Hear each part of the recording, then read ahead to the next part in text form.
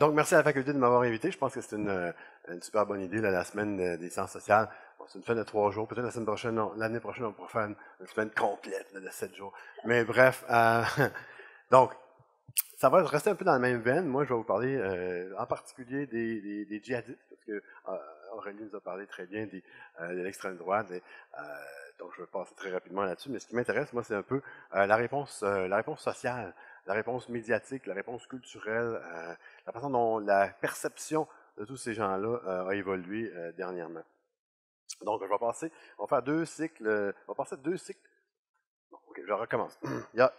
On peut identifier 3 cycles de violence politique ou terrorisme. Bon, on ne va pas s'attarder trop longtemps sur les définitions. Vous savez sans doute qu'il y a des problèmes assez importants avec ça. Mais 3 cycles principaux dans l'histoire récente, disons, du Québec et du Canada, dont 2 qui sont des cycles plus historiques, et le cycle actuel qu'on va appeler la radicalisation. Et ensuite de ça, on va passer aux réponses. Qu'est-ce que ça a donné comme réponse officielle et non officielle pour essayer de voir cette idée-là de guerre sans fin? Qu'est-ce que ça veut dire quoi au juste? Donc, les 2 cycles historiques. Premier cycle historique, ben, clairement, tout le monde va se souvenir de la crise du FLQ dans les années 70. On a ici, je ne vais pas passer en détail là-dessus, là. On a ici 200 bombes qui explosent entre 1967 et 1970. Ça fait quand même beaucoup d'explosions. La plupart étaient de faible puissance, malgré que faible puissance, bon, ce monsieur-là qui est en train d'essayer de la désamorcer va dans quelques secondes exploser.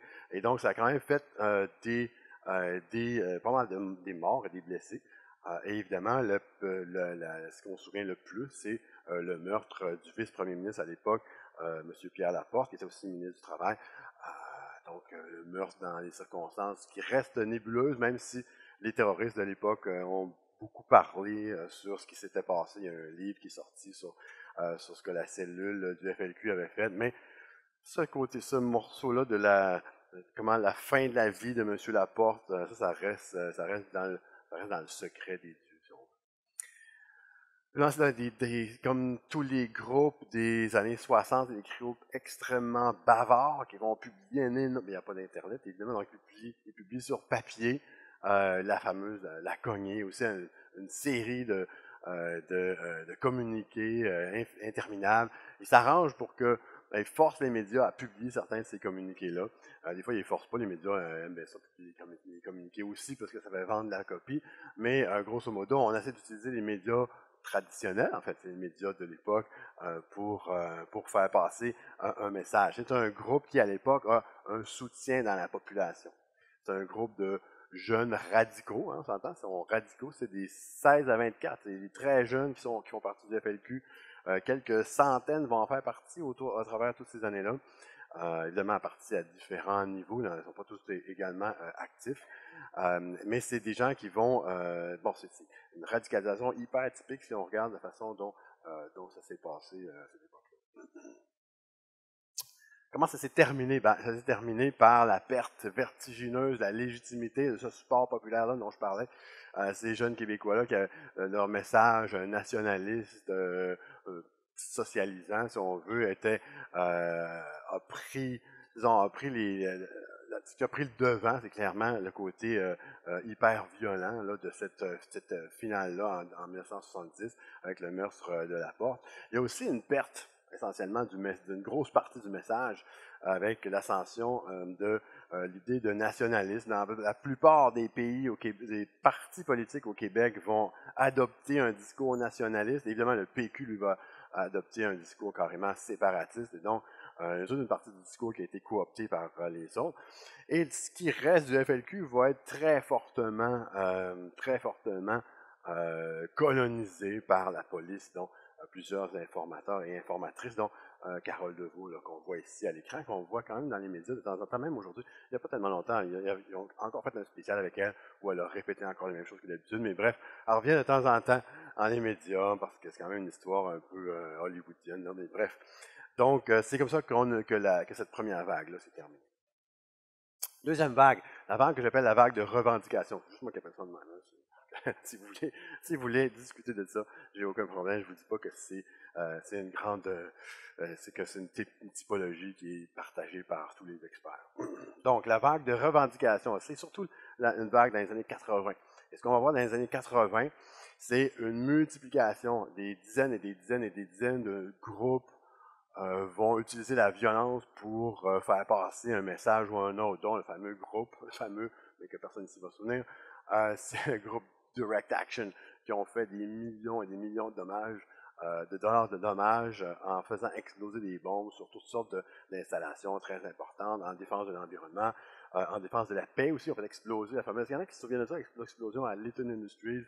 Ça a fait un mort, 2, 3 blessés. Là, ça s'est passé à 3, 4 heures du matin. Mais on a réussi à démolir une grande partie d'une usine qui faisait des systèmes de guidage pour les missiles cruise à l'époque. Parce qu'on s'opposait au développement américain là, du côté des États-Unis, de Reagan, le développement du missile cruise. Ça vous dit quelque chose? Non, c'est comme si ça n'avait jamais... Bon, bref.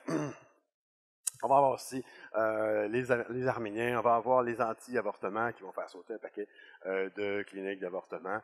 Et on va avoir évidemment l'attaque principale, la pire attaque que j'ai jamais eue au Canada, c'est l'attaque contre, ça je sais pas que vous en souvenez, Air India en 1985, 331 morts, 329 qui tombent dans l'Atlantique, puis 2 qui meurent à Tokyo. On avait mis 2 bombes dans 2 avions. Hein. Il y en a une qui était mal timée. Elle a explosé à l'aéroport de Tokyo au lieu d'exploser au-dessus du Pacifique. Ça aurait fait beaucoup plus de morts si ça avait mieux réussi. On a quand même réussi à faire tomber un avion dans l'eau et c'est 300, dans ce cas-là, 329 morts dans le vol 182 de Air India. C'était surtout des citoyens montréalais, hein, on s'entend. Les gens pensaient que c'était des Indiens. Même le premier ministre à l'époque, Brian Mulroney, a appelé Indira Gandhi, qui était encore en poste en Inde à cette époque-là, pour offrir ses condoléances parce qu'il y avait plein de citoyens indiens qui étaient morts, mais elle lui a dit directement au téléphone, mais non, c'est surtout des Canadiens qui sont morts. Quand on arrête à Montréal et on s'en va en Inde après, c'est des Canadiens qui embarquent. Et comment ça s'est terminé tout ça? Ben, ça s'est terminé de façon très, très disparate selon les groupes. Direct Action, ils sont fait attraper par la police parce que, à force de faire exploser des tonnes et des tonnes de fer, mais tôt ou tard, on fait suffisamment d'erreurs pour laisser des traces. Et vous pouvez lire maintenant le récit de ça. Ann Hanson, qui était plus ou moins la tête dirigeante de Direct Action, a écrit son livre. Personne n'est au courant de ce livre-là. Il est sorti le 10 septembre 2001. Et donc, bref, il y a... Il n'a pas fait la manchette très longtemps, mais bref, c'est quand même assez intéressant. On s'attend à ce qu'elle ait des lunettes interprétatives particulières, parce qu'évidemment, elle présente son histoire, mais c'est pas une terroriste, en guillemets, repentante. Hein. Elle justifie d'un bord à l'autre chacune des actions qui ont été faites. Bon, dans le cas d'Assala, mort. Dans le cas de Air India, c'était à peu près une demi-douzaine de suspects, dont un va se faire condamner. 2 autres vont avoir un procès un peu plus tard, mais le procès va tourner en queue de poisson à cause de l'incompétence de la GRC et du CRS. Mais grosso modo, puisque le groupe était vraiment petit, ça n'a pas donné lieu, il n'y a pas eu de suite à ça. Le cycle actuel, qu'est-ce qu'il y a de particulier? Dans les autres cas, on avait une multitude de micro-groupes, certains Canadiens, certains nouveaux Canadiens, certains pas du tout Canadiens, purement des gens en visite ou des gens qui viennent au Canada pour s'attaquer, par exemple des Arméniens qui viennent pour s'attaquer à des Turcs. Le Canada sert juste de scène à ce moment-là pour ces actions-là. Quand on avait un ennemi assez gros, en fait, qui était très gros aussi, si vous vous souvenez, par le gouvernement fédéral à l'époque, celui du FLQ, par exemple, c'était quand même des petits gars de chez nous quand même, avec un bon support de la population. Et je pense qu'une chose qui est très, très, très différente maintenant avec le cycle actuel, c'est qu'on est en train de se construire un énorme ennemi encore, mais c'est un ennemi extérieur avec zéro support de la population et en fait qui génère une peur généralisée. Glocalisation, ça veut dire quoi ça, glocalisation? Glocalisation, c'est juste que, grosso modo, on dit que c'est pas seulement dans le terrorisme. On utilise ce mot-là, c'est une contraction entre global et local, pour illustrer des phénomènes qui viennent de tensions entre des mouvements vers le global, la globalisation, entre autres, en particulier pour nous, en particulier les communications, des médias de communication, mais aussi le retour vers le local, les perspectives locales, les choses, les développements d'initiatives locales, etc. Et donc, on a du local. Vous allez voir pourquoi c'est local, le terrorisme, là, dans 2 secondes. Benny Antoine Norris, est-ce que quelqu'un connaît ça? Ça vous dit quelque chose? Benny Antoine Norris, son autre nom, c'est Ahmed Ressam. Bon, Ahmed Ressam a construit une bombe à la fin à la fin de 1999 pour aller la faire sauter à Los Angeles pour les festivités du millénaire. Lui, il ne savait pas que le millénaire, ça commençait en 2001 et pas en 2000, mais la plupart des gens ne savaient pas non plus. Et donc, il allait avoir des grosses festivités à la fin 99, et lui avait décidé d'aller faire sauter une bombe. Il s'est fait arrêter une extrémiste par un agent de la douane américaine. Et c'est devenu une espèce de légende, une espèce de mythe qui continue, qui perdure aujourd'hui et qui a convaincu une bonne partie des Américains, et même des politiciens et des personnes très importantes dans l'appareil d'État, que le Canada servait de base pour lancer des attaques terroristes aux États-Unis et donc justifier également un durcissement de cette frontière-là. Les 18 de Toronto, 2006, 18 de Toronto qui sont séparés en plusieurs groupes, mais dont un des sous-groupes, quatre particulièrement bien décidés à participer au djihad international, est allé jusqu'à commander des fertilisants qui allaient faire partie d'une bombe éventuelle, peut-être dans un futur rapproché, mais c'est la GRC qui leur avait livré, donc ça s'est terminé quand même pas mal à cet endroit-là. Mais vous avez un cas assez typique de localisation, c'est-à-dire que c'est des gens qui n'ont aucun contact formel à l'extérieur, bon, sauf un passeur d'armes américain. Donc là, c'est un cas de terrorisme des États-Unis au Canada, mais en tout cas, là, leur lien au djihad international auquel ils disent participer, ils veulent en fait sortir le Canada de l'effort en Afghanistan. C'est leur justification principale. Donc, c'est pour ça que je dis que c'est local. C'est que c'est des jeunes locaux dans la région de Toronto qui vont attaquer à Toronto, mais qui sont motivés par la géopolitique mondiale. Le fameux complot de Via Rail, je ne sais pas si vous vous souvenez de ça. Ces deux guélurons-là qui voulaient faire un trou dans ce pont-là pour faire tomber le train. Bon, c'est un complot relativement improbable, mais enfin, il y avait vraiment, c'était deux personnes quand même assez sérieuses. Et dernier exemple, Michael Zerbibo, je ne sais pas si vous avez vu son vidéo d'adieu, là, il fait son vidéo sur son téléphone juste avant de sortir de son véhicule et mener à bien son attaque. Et dans ce message-là, il dit clairement qu'il veut s'attaquer au Canada pour venger ses frères et sœurs musulmans en Irak et en Syrie qui vont bientôt recevoir les bombes que les F-18, les F-18 canadiens sont partis la semaine précédente. Là. Et donc, c'est encore là une attaque locale, une personne locale qui s'attaque il sort pas bien loin de chez lui pour attaquer, mais qui est clairement motivé par des choses qui se passent quand même pas mal loin. L'autre côté, le côté radicalisation, ça c'est super intéressant parce que là, on a inventé ça il n'y a pas longtemps, la radicalisation. Je vous ai dit tantôt que les jeunes du FLQ étaient radicalisés. C'est évident, on le voit quand on regarde leur parcours, quand on regarde leur discours, quand on regarde leur appel à des théories du complot. C'est presque les mêmes théories du complot qu'aujourd'hui, d'ailleurs, ça n'a pas changé tant que ça. Et vous avez, bon, mais personne n'a jamais parlé de radicalisation pour ces personnes-là. On ne les a pas appelés des radicaux. Peut-être des fois par erreur, sans trop faire attention. Alors qu'aujourd'hui, le mot de radicalisation, radical, radicalisé, etc., on voit ça un peu partout. Et pourtant, si on creuse un peu, quand on le voit, on s'aperçoit assez rapidement quand même que ça reste une boîte noire pour le moment. On ne sait pas trop ça veut dire quoi la radicalisation. Comme Aurélie l'a dit tantôt, les étapes dans la radicalisation, bon, logiquement, la psychopop nous dit que peut-être la personne va avoir un discours radical, va adopter un discours radical avant d'adopter une méthodologie ou un mode d'action radical.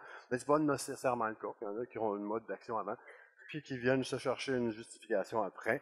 Donc, et on ne sait pas combien de temps ça prend, tout ça. Est-ce que c'est long, pas long? Tout ce qu'on sait, c'est qu'il y a un après. Donc, quelqu'un s'est joint à l'État islamique et il y a un avant. Mais qui n'était pas dans l'État islamique, en train de jouer à des jeux vidéo dans son sous-sol. Et donc, quelque part, il y a une parenthèse qu'on appelle la radicalisation, mais on ne sait pas vraiment ce que c'est. Ce que ça donne, par contre, c'est ça. Le SCRS nous dit qu'il y a à peu près 200 personnes, 200 à 250 personnes qui sont parties se joindre à l'État islamique on est rendu à 4 années dernières. Moi, j'ai pas les noms de toutes ces personnes-là, je les connais pas tous, mais j'en connais, ben, connais pas personnellement, en fait, mais j'ai ramassé la biographie de 80 de ces personnes. Ben, pas moi tout seul, mais mon équipe. Donc, on a ramassé la biographie de 80 de ces personnes-là. Et on est en train, bon, on essaie de décortiquer ça autant que possible. Il y a beaucoup de trous, là. C'est vraiment c'est le fromage suisse pour le moment. Donc, on ne peut pas en tirer trop grand-chose. Mais si on fait quelques petits graphiques de genre là, on voit la ligne rouge. Donc, la ligne rouge, c'est ceux qui ont tenté ou qui ont réussi à commettre des actes de violence politique au Canada. Et la ligne bleue, c'est ceux qui sont partis à l'étranger. Donc, ce serait dans les 200 quelques là, dont je parlais tantôt. C'est quand même un échantillon représentatif. Hein? C'est 80 sur 200 ou 250. On parle de, mettons, disons, le tiers. Donc, le tiers de la gang, c'est quand même assez représentatif. Par contre, faites bien attention, j'ai vraiment été tricheur. J'ai fait comme un journaliste. Je vous ai mis, je vous ai mis une courbe ici qui est la tendance à long terme. Sauf que le problème, c'est que pour le rouge, ça peut passer, on pourrait en discuter, mais de toute façon, statistiquement, là, quand on est en bas de 5, ça veut strictement rien dire, on s'entend. Mais pour le bleu, le problème, c'est que les départs à l'étranger sont très, très, très fortement contingents sur la situation à l'étranger. Donc, s'il n'y a pas d'État islamique, il n'y a personne qui va partir pour se joindre à l'État islamique. Et là, maintenant qu'il n'y a plus d'État islamique, les départs, cette tendance-là est complètement fausse. Les départs pour 2016, je pense que c'est 2 ou 3, puis à 2017, je pense que c'est 0 pour le moment. Enfin, ça, c'est des estimés. On s'entend, on ne sait pas tout le monde qui part, où est-ce qu'ils s'en vont, où est-ce qu'ils reviennent, ils ne reviennent pas, on ne sait pas trop. Mais dans l'estimation des choses, cette tendance-là est maintenant tombée complètement à zéro. Donc, partez pas d'ici en disant hey, j'ai vu un graphique avec la ligne qui s'en va comme ça, c'est l'enfer. Non, c'est pas vrai. C'est l'enfer si on prend cette tranche-là de 10 ans, puis on regarde juste ça, mais si on continue, bon, disons dans 2-3 ans, si je reviens faire cette conférence-là, on va avoir 2-3 ans de plus, mais on va voir que la tendance s'est renversée complètement. Autre chose intéressante, la moyenne d'âge. La moyenne d'âge, je ne sais pas si vous trouvez que c'est jeune ou pas jeune.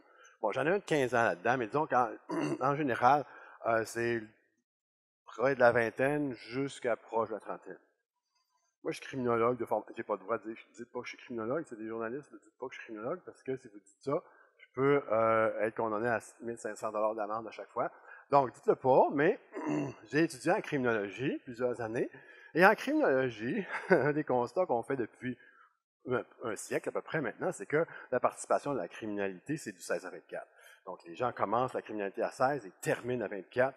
La participation à la criminalité à partir de l'âge de 24 ans à peu près décline très, très, très rapidement en chute à peu près libre jusqu'à, bon, etc. Donc, et c'est sûr qu'il y a des criminels qui restent criminels longtemps, là, on entend les Angels en marchette, etc. Donc, les autres sont restés, sont restés criminels longtemps, mais l'immense majorité des criminels vont se désister du crime, et ils se désistent du crime au moment où eux autres commencent. Donc, en même temps, ils sont jeunes dans un sens, mais ils sont vieux au sens criminologique, si on peut dire ça. C'est peut-être parce que ça, on pourrait faire une autre conférence là-dessus un jour, c'est peut-être parce que ça, c'est un crime altruiste. Oui, parce que tu le fais pour les autres, tu ne le fais pas pour toi, tu ne te joins pas au djihad pour ton bénéfice personnel. Quelques-uns, oui, on leur a promis des filles, du cash, des beaux appartements, des autosports, etc.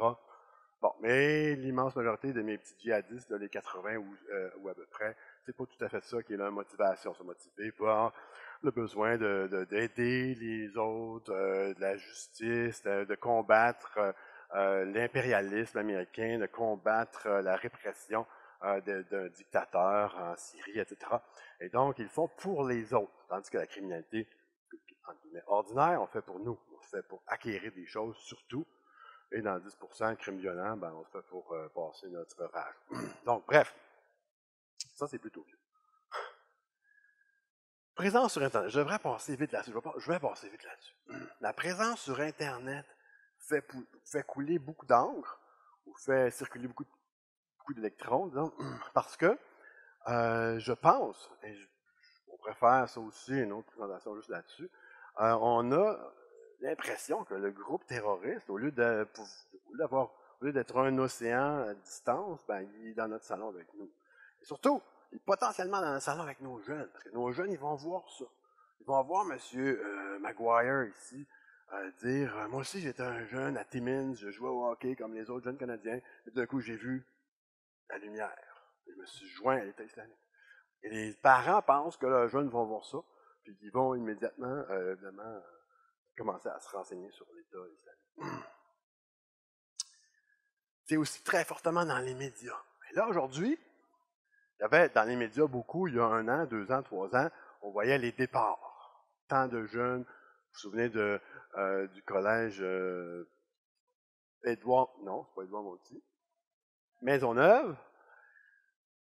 Il y en a qui sont partis de Sherbrooke, il y en a qui sont... Bon, il y en a plusieurs à Grappe, mais la Grappe Maisonneuve, les deux Grappe Maisonneuve successives, la deuxième s'est fait arrêter par la GRC, mais il y a quand même l'intention était là. Ça fait beaucoup couler d'encre, évidemment. On se demandait combien, il y en a qui vont partir, quels enfants, quels jeunes sont à risque, sont vulnérables, etc. Maintenant, c'est les retours. Et ça, je vous dis, c'est un écran de, je ne sais pas si vous regardez la presse plus à tous les matins, religieusement, comme moi, mais ça fait, c'est la milieu de la semaine dernière, vers une vague de retours épineux. Donc, on commence à parler de ça quand même pas mal. Là. Les départs, c'est pas mal fini, mais là, il y en a qui s'en reviennent.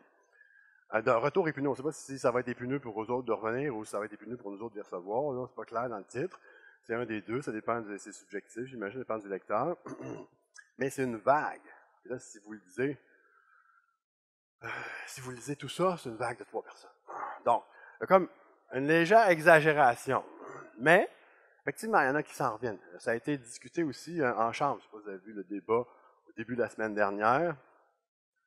Ralph Goodell qui répond aux questions de l'opposition en disant qu'est-ce qu'on va faire avec ceux qui reviennent. Là, Ralph Goodell a dit en fait, on ne sait pas. Effectivement, ils ne savent pas. Ça aussi, ça pourrait être une autre présentation. Mais, grosso modo, on n'a pas de plan. On ne sait pas. On va essayer de les surveiller. Mais est-ce qu'on est capable? On n'est pas sûr. Il y en a qu'on peut peut-être réhabiliter, réinsérer dans la société, ouais, etc. Probablement vrai. Mais il a aussi dit, il y en a déjà 60 qui sont revenus. Fait que, énervez-vous pas, là. Il y en a déjà 60 qui sont là depuis plusieurs mois, dans certains cas. Ces estimés-là sont grossièrement approximatifs. On s'entend quand ils reviennent. Il y en a qui sont revenus, qui sont repartis, sont revenus. Il y en a qui ont fait, on sait qu'ils ont fait plusieurs fois le trajet. Ils sont comptés 2 fois, 3 fois dans le 60, on ne sait pas trop. Combien est-ce qu'il y en a vraiment maintenant des ex-djihadistes? Il y a des enfants là-dedans. Il y a. Comment est-ce que, bon, bref, combien il y en a? Parce que c'est ça qui nous fait stresser. Combien est-ce qu'il y en a des djihadistes qui veulent poser des bombes? Ça, on ne le sait pas vraiment. C'est pas 60, c'est sûr que c'est pas 60. Thomas Egrammer et d'autres ont dit que c'était à peu près 1 sur 9 dans les djihadistes qui revenaient, pas les enfants, pas les femmes, etc. Dans les 60, si on réduit ça aux djihadistes, il y en a peut-être 1 sur 9 de ce taux de chiffre-là qu'on ne connaît pas, qui peut-être ont encore l'intention de mener des actions violentes. Mais là, est-ce qu'ils vont avoir l'opportunité, la compétence, le goût, la fenêtre, bon, etc. On ne sait pas. Donc, c'est probablement moins que 1 sur 9. Je ne sais pas si on est rendu à une personne en réduisant. Mais ça reste une préoccupation importante. Mais je pense qu'elle est grossièrement disproportionnée par rapport au 1 sur 9 de X de 60. Dans les médias, on a aussi la construction de cet ennemi-là majeur. Peut-être pas dans les médias poubelles, là, dans les médias jaunes. Ça, c'est Radio-Canada, où sévit le terrorisme islamiste. Je pense que ce genre, avec la carte, avec les pustules islamistes partout qui poussent, et on a l'impression qu'il y a un ennemi islamiste qui sévit partout dans le monde et qui attend juste d'avoir des bateaux, je ne sais pas trop, pour venir nous voir. Mais non, il y en a déjà quand même de notre côté quelques petits actes de terrorisme. Mais je pense que ça correspond à la construction encore de cet ennemi-là islamiste. Et ça, évidemment, ça biffe complètement du portrait toutes les circonstances locales qui sont à la base de ces conflits-là. Ces gens-là, si on va regarder dans chacun des conflits, on va s'apercevoir qu'ils ont des raisons pratico-pratiques locales, souvent hyper locales, de faire de la violence. Il y a bien des conflits là-dedans qui sont en plein milieu d'une guerre civile. D'essayer d'identifier des actes terroristes dans une guerre civile, je trouve que c'est un peu périlleux comme proposition. Mais bon, bref. Donc, de dire ça, c'est le terrorisme islamiste.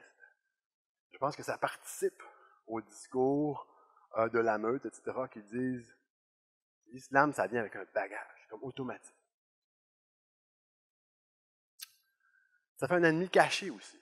Parce qu'on ne sait pas c'est qui les islamistes. C'est pas juste les Arabes. Le petit Maguire que je vous ai montré tantôt, il y avait une tuque qui joue au hockey à Timmins. Aaron Driver qui a explosé dans son auto en s'en rendant au centre commercial avec sa bombe. Aaron Driver, c'est pas un Arabe. C'est un converti. Un petit garçon anglo-saxon d'Ontario, bien ordinaire. Et ennemi massif, comme je l'ai dit tantôt. Quelque chose d'international, c'est gros. Il y en a bien gros des musulmans dans le monde. C'est vraiment hyper.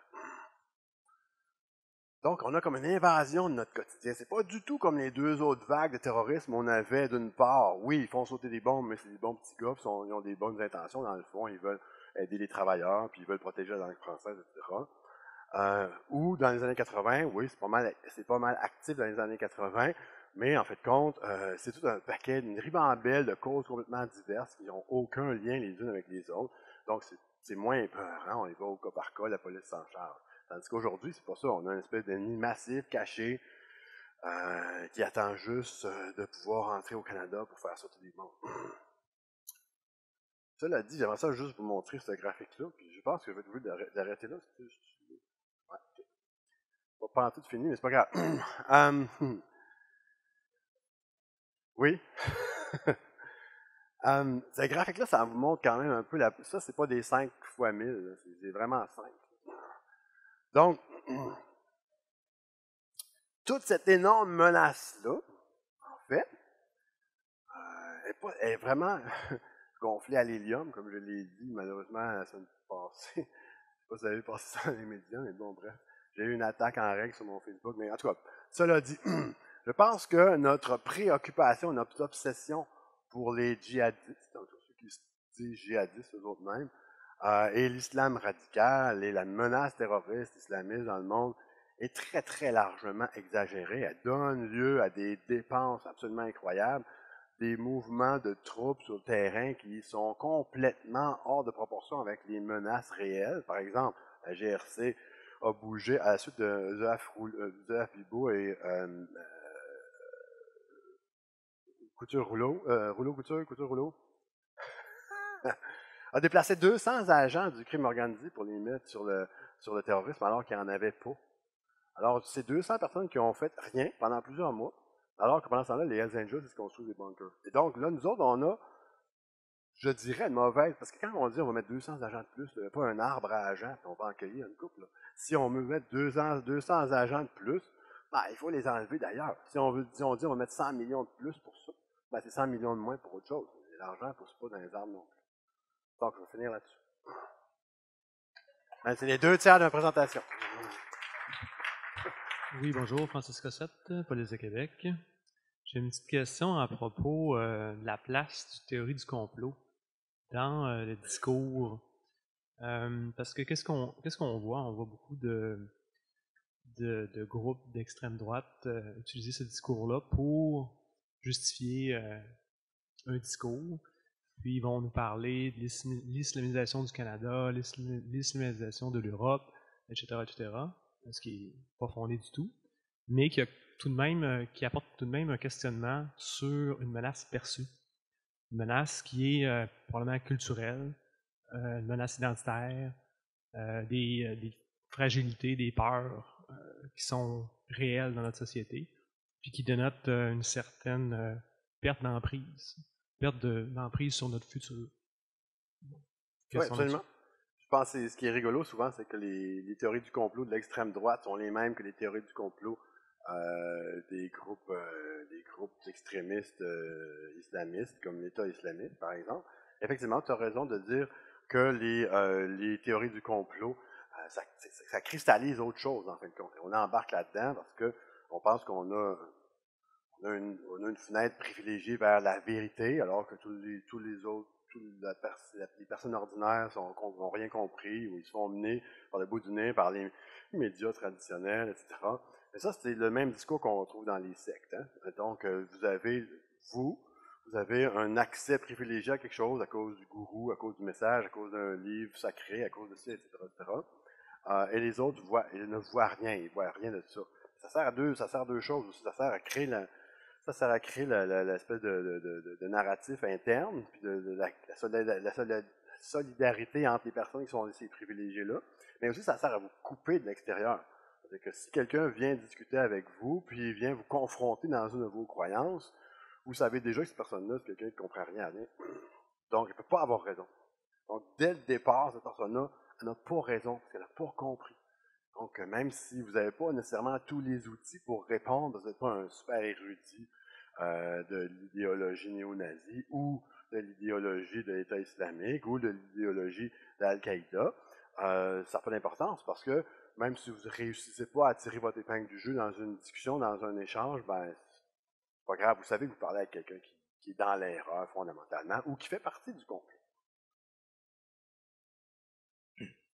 Oui, bonjour, c'est Bolam du Centre multiethnique. En fait, c'est dans le suivi de monsieur le collègue le policier, c'est par rapport aux théories du complot, on va dire. Aujourd'hui, on ne peut pas minimiser en fait les thèses complotistes. C'est pas, certes, elles existent, mais quand même, il faut se lever qu'il y a cette question. Je pense que une fois on les pose, on est taxé immédiatement on va dire du complotisme. Par exemple, la question de l'État islamique, Daesh, ce qu'on appelle, il y a des vraies questions à poser sur comment ce groupe a été créé. C'est quand même en 2006, déjà, il y a des rapports qui ont été sortis qui ont annoncé la création de ce groupe. Donc il y a des questions légitimes par rapport à ce groupe. C'est-à-dire comment il a pu exister, les moyens, on parle aujourd'hui que pratiquement plus de 90% de ces armes sont américaines. Et par exemple, la dernière fois qu'un imam en Libye, l'État islamique en Libye, on découvre qu'un imam dans une mosquée qui était dans l'extrémisme de Daesh, c'est un agent secret d'un pays dans la région. Il y a des questions légitimes à poser par rapport à ces questions-là. Parce que chaque fois qu'on pose la question pour trouver des réponses, chaque fois on dit « ouais, c'est du complotisme ». Je pense qu'il va falloir aussi creuser davantage sur l'existence de certains groupes terroristes aujourd'hui dans le monde et ça me posait la question, essayer d'expliquer, ça ne veut pas dire en fait justifier non plus, mais je pense qu'on devrait davantage poser des questions et c'est bizarrement tous ces groupes qui aujourd'hui existent, Billions, djihadistes, extrémistes, ils s'installent toujours là on trouve qu'il y a une certaine richesse sous le sol. Il y a des questions à poser, je pense, par rapport à ça, sans qu'on soit complotiste, mais je dirais des courages intellectuels par rapport à ces questions-là. Bon, écoutez, il y a des vrais complots. On en connaît plein. Le complot des États-Unis contre Allende, entre autres, etc. Donc ça peut nous dire où est les complots. En même temps, c'est facile de voir des complots partout. Parce qu'on n'a souvent pas toute l'information. Aussi parce qu'il y a des gens qui... Il y a une énorme quantité de fausses informations sur Internet. En fait, je dirais que 99% de ce qui est sur Internet est complètement faux. Donc, il faut savoir le reconnaître, c'est pas facile. Le truc de poser une question, c'est que, ouais, c'est vrai, mais c'est un truc aussi typique de ceux qui veulent nous pousser vers un complot. Le complot du 11 septembre, par exemple, est toujours présenté sous le couvert d'une série de questions. Oui, mais comment ça se fait que telle chose? Oui, mais qu'est-ce qui est arrivé à telle place? On n'a pas l'information là-dessus. Et donc, il doit y avoir un complot. Je pense que c'est un raisonnement au niveau purement logique, philosophique, si on veut, du raisonnement, qui est grossièrement erroné, parce que c'est de partir d'une négative ou d'une absence de connaissance, puis de remplir avec notre imagination, au lieu de partir des faits connus et de construire une hypothèse, etc., qui pourrait être vérifiée plus tard. C'est le contraire, on construit des hypothèses partout dans les endroits, dans les interstices de l'information qu'on a déjà. Et donc, cette hypothèse-là est impossible, en fait, à falsifier. Elle arrive juste dans les endroits où l'histoire ne sera jamais complète. On a fait la même chose de Kennedy, on en parle encore, on en parlait pas longtemps de Kennedy. Les théories du complot sur Kennedy. Donald Trump était... on ne sait pas qu'est-ce qu'il pense du complot, des complots contre Kennedy, etc. Il voulait des soucoupes volantes, un autre complot, etc. Bon, est-ce qu'on va relâcher plein de nouvelles informations? Quand on dit non, ben finalement, il y a des dossiers qu'on ne veut pas sortir, sont confidentiels, etc. Ben là, c'est toute une nouvelle industrie du complot qui vient rentrer dans le « Ah, je savais bien qu'il y avait quelque chose. » C'est pour ça qu'ils n'ont pas relâché tel ou tel. Ah, les fameuses pages manquantes du rapport sur le 11 septembre. Vous vous souvenez de ça? Ils ont sorti il n'y a pas longtemps, il n'y a rien là-dedans. Mais pendant des années, les gens ont pensé, oh my God, c'est là qui est le complot. Puis il manque, c'est quoi, c'est 18 pages, 20 pages dans le fameux rapport. Vous avez vu ça? Vous avez vu passer ça? C'est sorti il y a 1 an, je pense, les fameuses pages. Et finalement, maintenant, les pages, on les avait enlevées parce que ça parlait de l'Arabie Saoudite un peu, mais on ne voit pas clairement le complot là-dedans.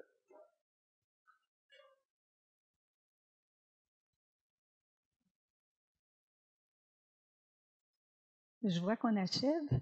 Oui. Et je m'attendais, je savais que vous vouliez en dire davantage tout à l'heure, puis qu'on vous arrêtait, mais moi, je me suis dit, et en conclusion, je m'attendais à une conclusion. Mais oui, je sais. On fait tous notre conclusion, mais j'aurais aimé entendre la vôtre. Ben écoutez, la conclusion, je m'en allais dans ma 3e partie. C'est parce que j'étais assis là tantôt, puis j'avais des idées, puis je rajoutais des slides dans mon affaire, mais j'ai pas eu le temps de tester, voir si ça prenait une demi-heure. Donc, la conclusion, c'est que je voulais passer après ça dans les réponses qu'on fait, en fait, dans les réponses qu'on fait à tout ça.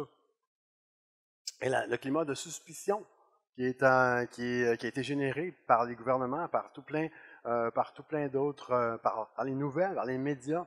Ça, c'est le fameux, je ne sais pas si vous avez déjà vu ça, le reportage de TVA sur l'association musulmane de l'Université de Concordia. Ça, je ne sais pas, ça vaut la peine, je pense que c'est sur YouTube, vous pouvez le trouver. C'est la petite porte en dessous de Concordia, je ne sais pas si vous êtes déjà allé là, comment ça marche, c'est que c'est un campus en plein milieu de la ville. Et il y a tout un paquet de maisons en rangée, 2-3 étages autour, qui appartiennent à Concordia, qui sont attribuées à des associations, des facultés, etc., etc. Et bon, l'association des musulmans, eux autres, ils sont fait donner ce local-là.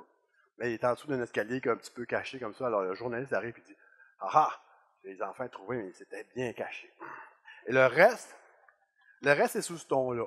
On rentre avec la caméra, on met la caméra dans la face des gens qui sont là, puis on leur dit « Qu'est-ce qui se passe ici? Vous avez quoi comme livre? » etc. Puis là, ils répondent pas. On dit « Ah, ils cachent quelque chose. » Après ça, on se tourne vers un ordinateur, un système avancé de gestion d'informations. C'est le logiciel qui sert à prêter les livres. Et donc, ça continue comme ça. L'ensemble du reportage est comme ça. Et ça construit une affaire absolument incroyable. Des livres, Fabrice de Pierrebout, c'est le roi de tout ça. Il nous prend 30 ans d'histoire de terrorisme à saveur islamiste, puis il nous compresse ça comme si c'était arrivé la semaine passée. Mais c'est super intense. Wow! C'est comme. Si on regarde les dates, des fois les dates ne sont pas toutes là. C'est bizarre à savoir où est-ce qu'on est rendu. On est encore en 1988, là, où on est rendu en 2003. Et finalement, ça donne l'impression d'une activité là, fébrile du côté des musulmans. On a aussi le nom d'Adil Sharkawi à toutes les 2 pages d'écran. Donc, bref, les médias ont très longtemps aussi utilisé les images de propagande des organisations terroristes directement, comme si c'était eux autres qui les avaient prises. Donc, on a un reportage sur, je ne sais pas trop quoi, avec l'équipe de nouvelles de Radio-Canada qui va nous prendre du vidéo, puis parler à des gens. Le reportage sur Daesh, lui, c'est toutes des images qui ont été faites par Daesh. C'est normal, on n'est pas capable de rentrer là pour faire des photos de nous autres mêmes. Ce qui est peut-être moins normal, c'est qu'on prenne à notre compte, comme la nouvelle, des images qui ont été faites pour la propagande. Ça, je trouvais ça quand même bizarre. Les médias commencent à faire un petit peu attention là-dessus. Ce que je voulais dire, grosso modo, c'est qu'on est en train de se construire un monde où l'ennemi est infiniment puissant. Pas vraiment, on ne pourra jamais faire face. Et on construit notre réponse à coup d'efforts de sécurité. C'est là que j'avais une photo de brique, là. Je te l'ai montré tantôt, Aurélie, j'avais une brique. La sécurité, c'est pas comme une brique, c'est pas un objet, c'est pas une chose, c'est l'absence d'une chose, l'absence de menace. Et donc, les actions qu'on étiquette comme étant sécurité, c'est pas de la sécurité, c'est une action qui a été étiquetée comme ça. Est-ce que ça produit réellement de la sécurité? Dans l'immense majorité des cas, la réponse est non, complètement. Ça ne produit aucune sécurité additionnelle pour le public canadien. Et comme ça n'en produit aucune, on continue d'en ajouter. On ajoute, on ajoute, on ajoute. Et c'est une inflation infinie, une inflation perpétuelle, ou une guerre perpétuelle, comme je le disais dans mon titre. C'est ça la conclusion. Je vais prendre une dernière question pour toi, Stéphane. Oui. Merci. Merci, bonjour. C'est la même chose, je dis. Et pourquoi est-ce que vous avez mentionné les Fronts de libération du Québec si à niveau international, après les attentats de Wall Street et New York, tout le monde parle de terrorisme. Et croyez-vous que la lutte pour la revendication sociale, la lutte pour la souveraineté, la lutte pour les droits humains, pour la diversifiée religieuse, les croyances, etc., sont la même chose de terrorisme? Podriez-vous faire la distinction, distinguer le terrorisme d'État ou le terrorisme comme ça? J'ai pas tout à fait compris la question, mais je vais me rattacher à la dernière partie. Le terrorisme d'État, je pense que ça existe. Je pense que ça tue plusieurs centaines de fois plus de monde que le terrorisme qui n'est pas d'État. Donc, c'est un objet beaucoup plus important au niveau de la sécurité internationale. Mais c'est aussi un objet entièrement différent. Alors, moi, quand je parle de terrorisme, je ne parle pas de terrorisme d'État, mais je pourrais vous revenir ici l'année prochaine avec une présentation sur le terrorisme d'État. J'ai fait ma thèse sur la fin de l'apartheid en Afrique du Sud. Juste dans ma thèse, là, il y a beaucoup plus de morts que l'État islamique a pu faire à date. Donc, bref, ça fait 18 ans déjà. Mais bref, le reste de la question, je m'excuse, j'ai pas trop compris, mais c'est vrai que la notion de terrorisme est quand même assez vague, et c'est très, très instrumentalisé quand on n'aime pas quelque chose, on appelle ça du terrorisme. Quand on aime quelque chose, même si c'est violent, on dit c'est autre chose. Alors, je ne sais pas si ça peut